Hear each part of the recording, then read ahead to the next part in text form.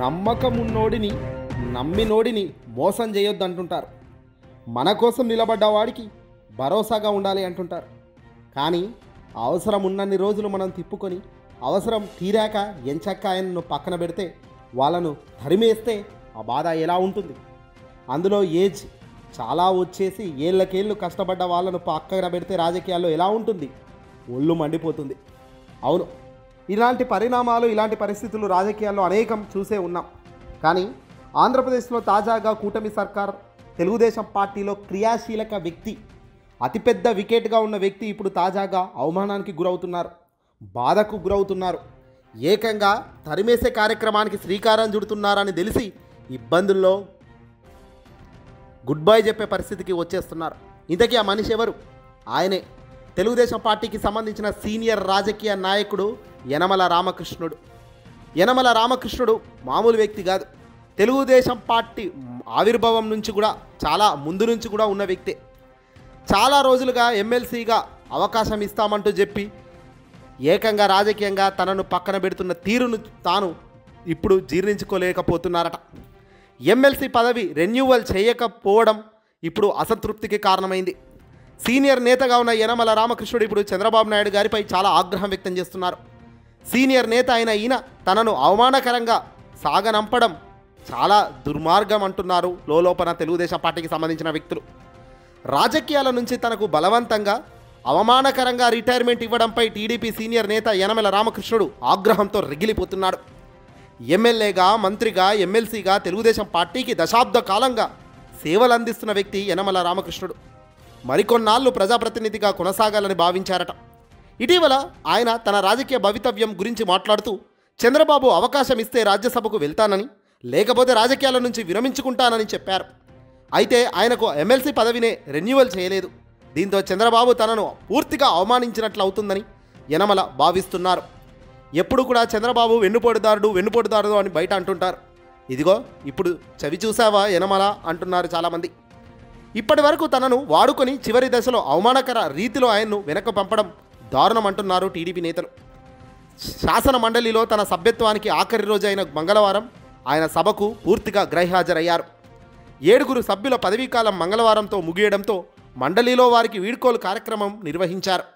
కానీ ఈ విషయాన్ని గ్రహించిన యనమల అసలు వీడ్కోలుకు రాలేదు. ఎంత అసంతృప్తిగా ఉంటే ఈ నిర్ణయం తీసుకుంటారో ఇక్కడే అర్థమవుతుంది. యనమల మాత్రం వీడ్కోలు కార్యక్రమానికి రాకుండా నిరసన తెలుపుతున్నట్లుగా తెలుగుదేశం పార్టీలో జోరుగా ప్రచారం అందుకుంది.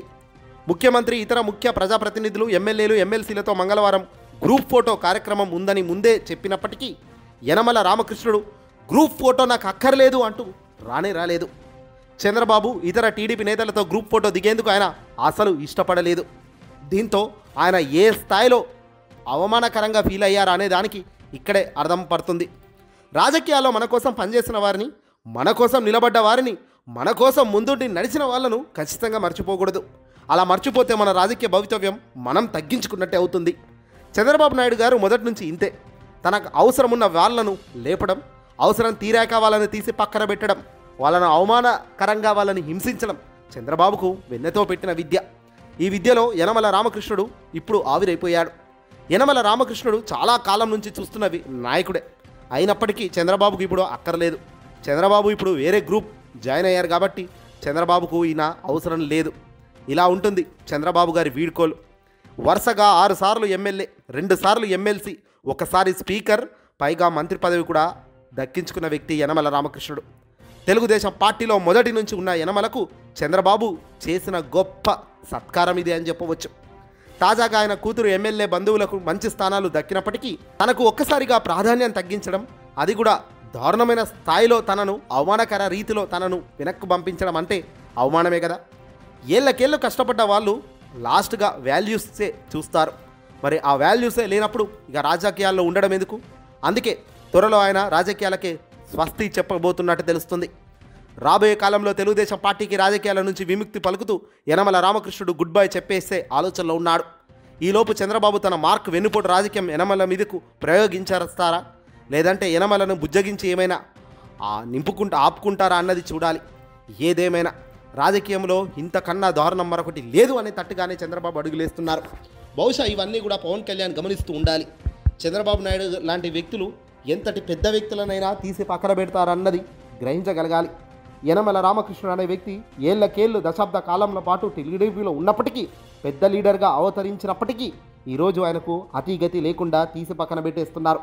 రేపొద్దున పవన్ కళ్యాణ్కి ఇదే పరిస్థితి ఉంటుంది. కొద్ది రోజుల్లోనే పవన్ కళ్యాణ్ చంద్రబాబు విడిపోరా అని చాలామంది చర్చించుకుంటున్నారు.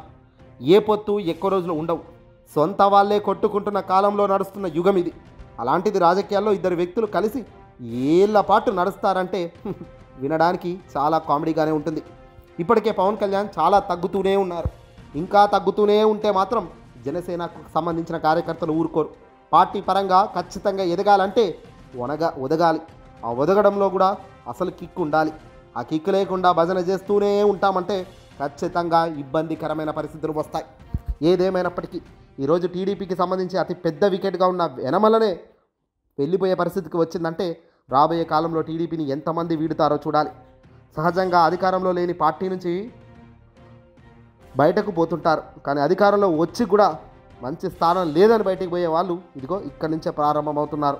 ఇక ముందు పెరుగుతారు తప్ప తగ్గరు. ఈ వీడియోని అసలు లైక్ కొట్టి షేర్ చేయండి.